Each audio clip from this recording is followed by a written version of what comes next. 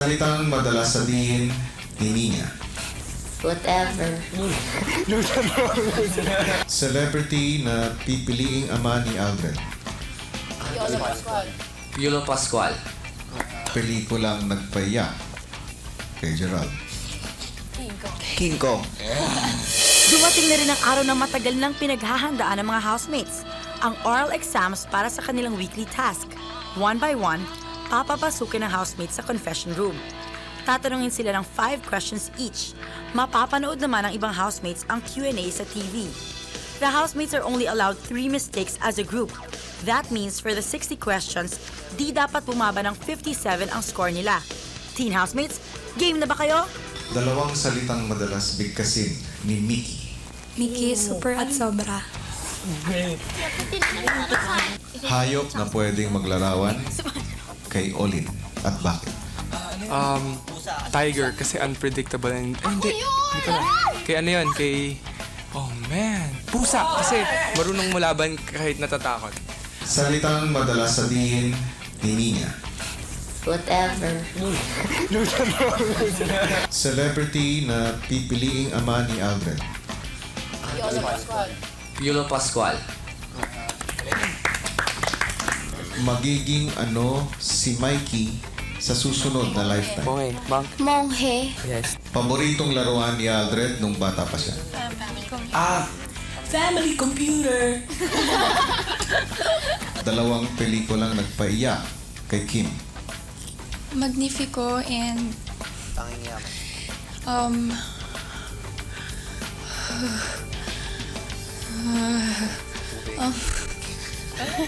Magiging ano si Bam sa susunod na lifetime. Bang pa rin. Kaya pa ate, or... Ikot-ikot na sa utak. Okay. It's okay, mental block. Si Matt, mukhang na mental block. Isa lang nasagot ko. Okay lang. Kainis. Salitang madalas sabihin ni Jamila. Alam mo yan? Sorry. Yun. Yung tanong sa akin. Pelikulang nagpaiyak kay Gerald. King Kong. Paboritong laruan ni Matt noong bata pa siya. Naku, pakawirin.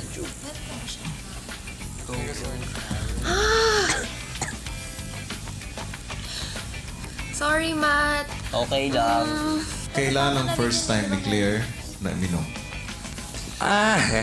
Nung ang graduation niya.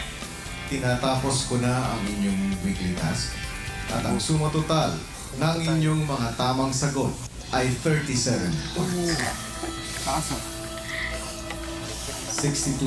lamang ang average ninyo sa inyong ginawang eksaminasyon.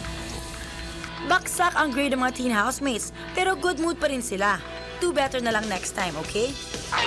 Kahit 3,000 or 50% lang ang kanilang weekly budget, steady lang sila sa paggawa ng shopping list. Minudo tayo. Oo, sige. Monday. tayo. Breakfast? Hindi. Lunch. Mamaya na.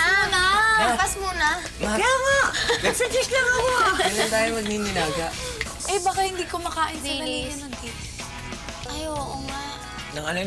Dilis. Baka siya gusto rin nila makain. pang first time. Oo, yan mo. Titigim yan, titigim yan. Huwag na lang yun. Huwag na lang. O cereals, di mo taba tayo. Starfish. Starfish. 100. Gusto yung magsinigang na baboy. Ikaw na, mami, bahala kung ano yung gusto mo para ano.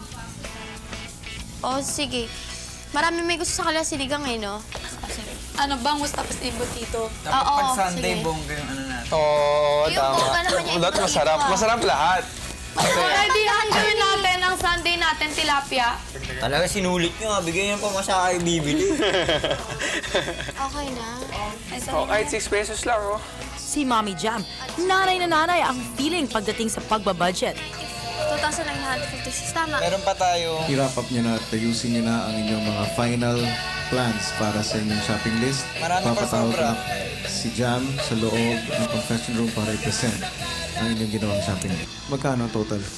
2,996.